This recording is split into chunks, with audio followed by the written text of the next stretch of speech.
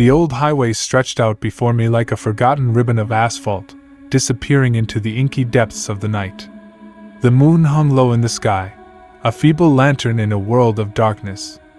I gripped the wheel of my car, my knuckles white in the dim glow of the dashboard.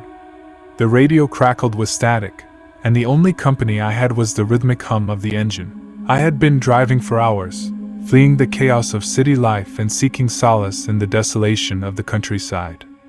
The neon lights and blaring sirens had grown unbearable, and I needed a break from the relentless pace of life. A night drive was supposed to be my escape, but it was quickly becoming a journey into the unknown. The road was devoid of life, as if the world had collectively decided to stay indoors. There were no other cars in sight, and the trees on either side of the road whispered to each other in a language I couldn't comprehend.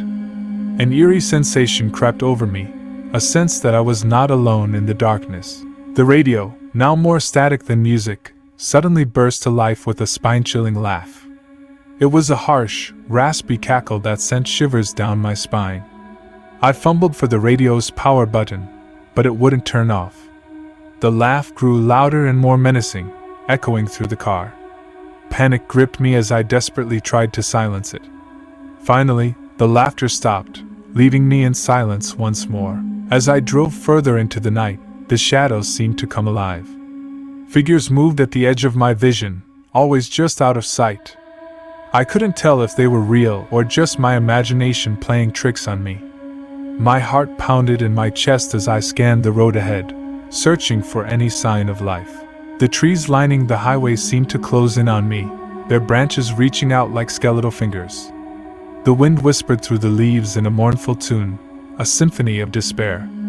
I could swear I saw faces in the gnarled bark, contorted in agony. I tried to shake off the growing sense of dread, reminding myself that it was just my imagination. But then, something darted across the road ahead, something that was undeniably real. I slammed on the brakes, the tires screeching in protest. As the car came to a halt, I could see it clearly in the dim glow of my headlights.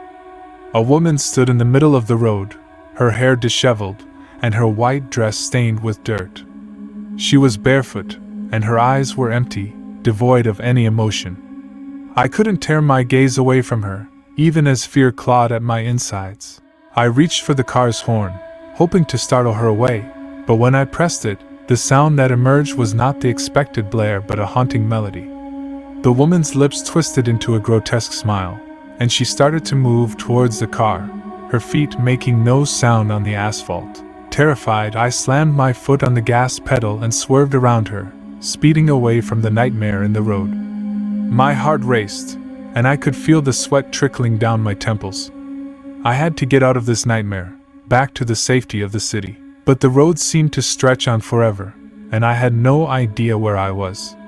The highway twisted and turned, leading me deeper into the heart of darkness.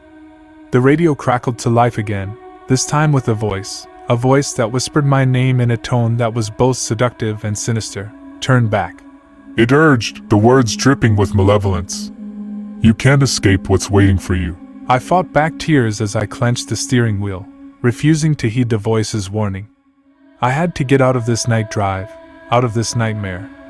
But the road ahead was shrouded in darkness, and the shadows loomed larger with each passing mile.